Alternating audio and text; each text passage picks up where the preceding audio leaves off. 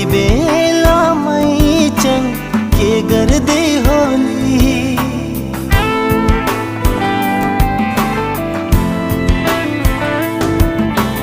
मनै बराले न्याहुलको बोली, यति बेलामै चन के गर्दै होली।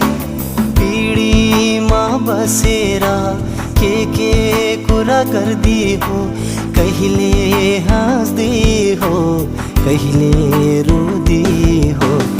मलाई नै सम्झेर